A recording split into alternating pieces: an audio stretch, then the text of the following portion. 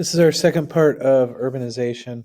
We've already spoken about why cities began to grow. We talked about skyscrapers and cities began to grow up.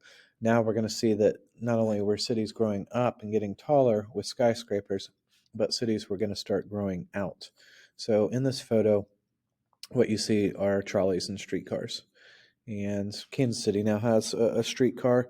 But these were absolutely huge because now what can happen is people can take these trolleys or streetcars. They can take those from their work to their house or their house to their work. It was one of the first forms of mass transportation. Okay, so what did they replace? To a certain extent, they replaced walking.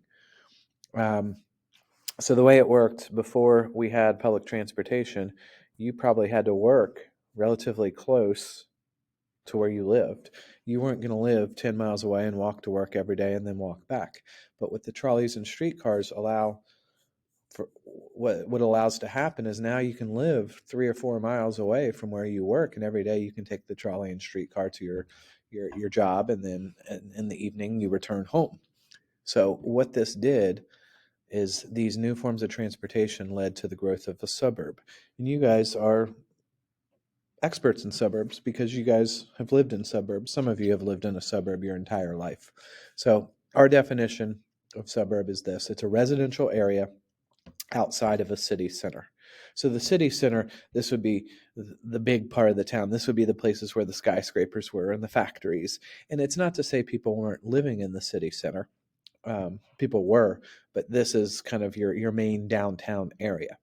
And then what they started doing is they started building trolleys and streetcars that went from downtown and they went out 3, 4, 5, 8 miles.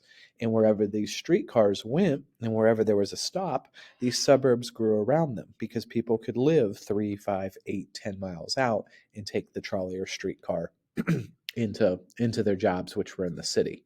So what's happening is cities are growing up at the same time with the skyscrapers, but at the same time they're expanding outwards because we have new forms of transportation. Okay, here's some more pictures. I'm going to guess this one's in Philadelphia. Okay, that one is in San Francisco. In San Francisco, they call them cable cars because there's a cable underneath the street that literally is pulling this car along. The reason they used cables there is because San Francisco is really hilly, and it was the only thing that was more powerful enough to get the cable cars up the hills. Okay, over time we're going to have further improvements. I know it's kind of hard to see. Now we're seeing subways. The subway is basically, it's a trolley or streetcar, but it's underground, so it saves space, if you will. You don't have to have that up on the street. Another thing is just huge bridges. This is, if I remember, this is the Brooklyn Bridge. This connects Manhattan with Brooklyn. And in case you didn't know, Manhattan, that's the main part of New York City. Manhattan's an island. So before we had the Brooklyn Bridge, most people that worked in Manhattan lived in Manhattan because it was too difficult getting back and forth because we didn't have bridges. But now that we have steel and cheap, strong steel, they're building more and more bridges.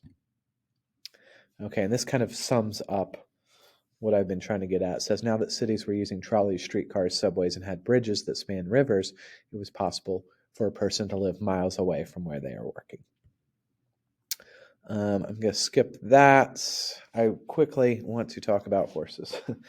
Horses are one thing that we've talked about to this point, we've talked about how nasty cities were, the living conditions, the tenements, the crowdedness, the disease. Horses added another element to this. So up until about 1900, horses were kind of your work animals. They were your transportation in the cities. And take New York City, for instance, there were over 150,000 horses that lived in New York City. Well, horses are big animals. I'm not a horse expert, but I think horses can approach 1,000 pounds or so.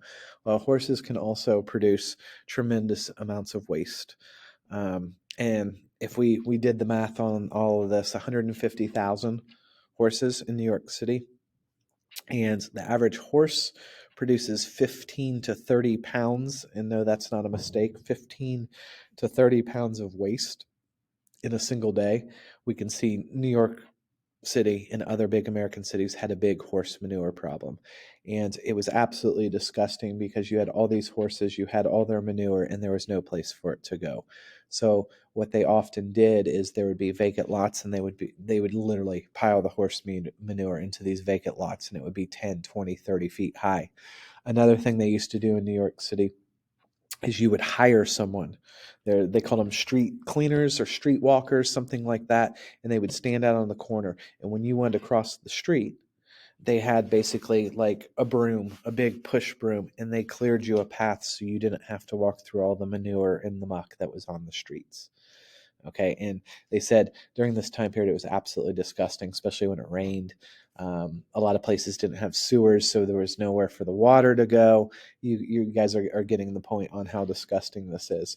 And they said in dry weather it was even worse because the manure would dry up and it would start flaking, getting really flaky and dry, and then the wind would come around and whip it up, and you'd have like these particles literally floating through the air, and people were walking down the street and they were breathing this stuff in. And we wonder why in the year 1900 the average American lived to 47 years old. It was these types of conditions that were literally